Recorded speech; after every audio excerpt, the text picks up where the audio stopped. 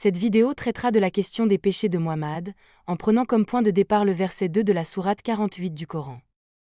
Les musulmans considèrent les prophètes comme des exemples à suivre, soulignant leur intégrité morale et spirituelle. Par exemple, dans le Coran, le prophète Muhammad est loué comme un excellent exemple, Coran 33-21, ce qui suggère qu'il est perçu comme menant une vie exempte de péché. Cependant, les sources islamiques présentent des contradictions manifestes, en affirmant d'une part que Muhammad est le meilleur des hommes, un modèle exemplaire transmettant intégralement la vérité sans ajout ni omission. D'autre part, ces sources rapportent qu'il était un pécheur repenti et qu'il aurait dissimulé des informations divines à des fins personnelles. En ce qui concerne les péchés de Muhammad, il convient de noter en premier lieu que des références dans les textes islamiques reconnaissent qu'il a commis des erreurs, et le Coran mentionne explicitement le pardon de certains de ses péchés. En effet, le début de la sourate 48, Al-Fath, généralement associé à la prise de la Mecque selon l'avis majoritaire des érudits islamiques, indique que Muhammad obtient le pardon pour lequel il avait adressé des prières. Il est manifeste que la quête de pardon pour ses péchés implique préalablement leur existence.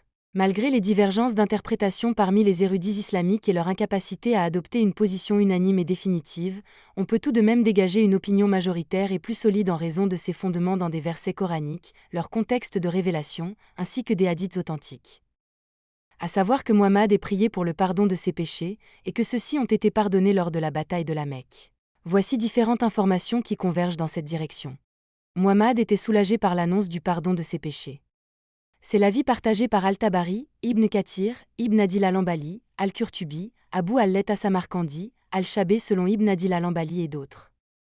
Il se base sur le hadith qui relate cet événement. Pendant que le messager d'Allah revenait d'Al-Hudaybiya, il lui fut révélé « Pour qu'Allah te pardonne tes péchés passés et futurs. » Alors le prophète dit « Un verset m'a été révélé, qui est plus cher pour moi que tout ce qui est sur terre. » Ensuite, le prophète le récita pour eux et ils dirent « Félicitations, ô messager d'Allah!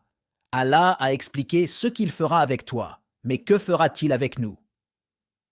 Alors, le verset suivant fut révélé.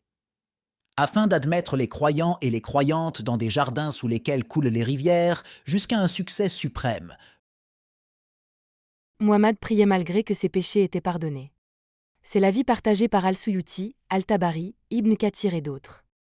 Il se base sur le hadith de la prière de Muhammad. Le prophète restait debout, en prière, si longtemps que la peau de ses pieds se fissurait. Je lui ai demandé « Pourquoi fais-tu cela alors que tes péchés passés et futurs ont été pardonnés ?» Il a répondu « Ne devrais-je pas être un esclave reconnaissant envers Allah ?» Les érudits ont formulé des hypothèses quant aux péchés que Muhammad aurait pu commettre. Les péchés sont la totalité des excès de Muhammad susceptibles d'être sujets à réprimande. C'est l'avis partagé par Al-Baydawi et Al-Ji. Cet avis est mentionné par Al-Zamakhshari. Les péchés mentionnés englobent ceux qui ont précédé la victoire ainsi que ceux qui ont suivi la victoire. Cet avis est mentionné par Al-Qurtubi. Les péchés sont liés aux événements de Badr et de Hunayn. Cet avis est mentionné par Al-Qurtubi. Les péchés seraient liés aux événements impliquant Maria et Zineb. Ce sujet est l'objet d'une autre vidéo de la chaîne. Les péchés sont ceux avant et après la révélation. C'est l'avis partagé par Al-Na'a, Al-Sui, Al-Tabari et Sufyan Al-Tauri selon Al-Qurtubi, Al-Wahidi selon Al-Qurtubi selon Abu al-Layth as-Samarqandi. Cet avis est mentionné par Al-Wahidi, Al-Qurtubi et Al-Zamakhshari. Malgré la clarté des références dans la littérature islamique concernant ce sujet, il persiste parmi certains musulmans une croyance erronée selon laquelle Muhammad n'a jamais commis de péché. Ainsi, il est avancé que dans la langue arabe, deux termes distincts sont utilisés pour désigner respectivement le péché et la faute. En réponse à cette assertion, nous soutenons que le verset est correctement traduit et que les traducteurs du texte possèdent vraisemblablement une compétence linguistique supérieure à celle des musulmans qui cherchent à contester cette évidence. De plus, le terme zambeka en question est couramment utilisé dans des sermons en langue arabe traitant spécifiquement des péchés. Les dictionnaires sont clairs quant à la définition du terme, indiquant de manière formelle la référence à des péchés.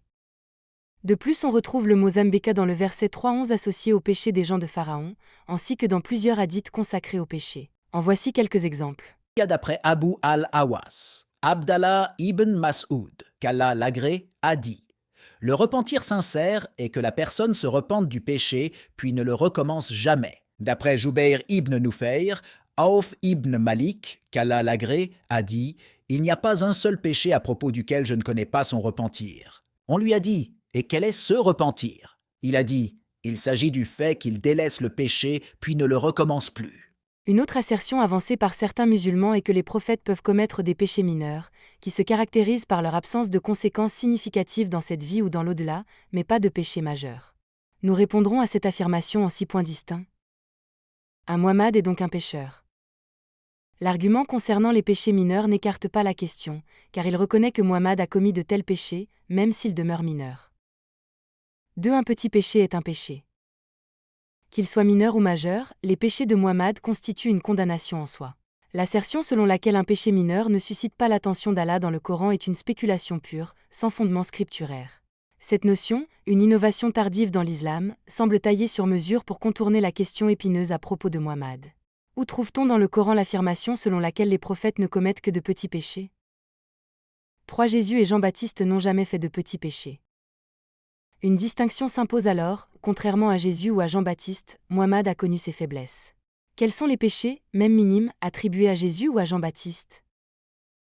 4. Les prophètes étaient-ils conscients que leurs péchés étaient mineurs ? Si tel est le cas, pourquoi ne plaident-ils pas en faveur de leurs fidèles le jour du jugement ? 5. Si les prophètes ne commettent que de petits péchés sans conséquence dans cette vie et dans l'au-delà, pourquoi Adam a-t-il été banni du jardin d'Éden ? 6. Si les prophètes ne sont coupables que de péchés mineurs, quelle est donc la faute de David ? L'adultère ne fait-il pas partie des grands péchés ? En résumé, l'examen des textes islamiques révèle une oscillation entre l'affirmation selon laquelle Muhammad est la meilleure des créatures d'Allah et la reconnaissance de ses péchés. Malgré cette contradiction, les avis des savants se fondant sur les récits islamiques plutôt que sur des suppositions attestent que Muhammad a effectivement commis des péchés, tout comme d'autres prophètes islamiques. Désormais que la reconnaissance des péchés de Muhammad est établie, quelle conclusion peut-on en déduire ? En premier lieu, la constatation que Muhammad n'a pas respecté son engagement déclarant qu'il ne parle pas de lui-même remet en question sa fiabilité en tant que figure prophétique. Si cet engagement a été violé, il est légitime de douter de la crédibilité de ses autres enseignements. De plus, cette remise en question s'étend au Coran, dont la fiabilité est remise en cause par son affirmation selon laquelle il ne serait pas une création humaine, en raison de l'absence présumée de contradiction en son sein. Cependant, comme nous l'avons vu précédemment, des contradictions sont effectivement présentes dans le texte coranique. Deuxièmement, la reconnaissance des péchés de Muhammad soulève des interrogations sur sa capacité à servir de voie de salut, puisqu'il devra lui-même répondre de ses péchés devant Dieu. Cette réalité souligne une fois de plus que tous, en dehors du Christ, ont péché. En appliquant le principe du rasoir d'Occam, il apparaît clairement qu'il est plus raisonnable de placer sa confiance en Christ plutôt qu'en Muhammad, compte tenu des enseignements et de la vie exemplaire de ce dernier.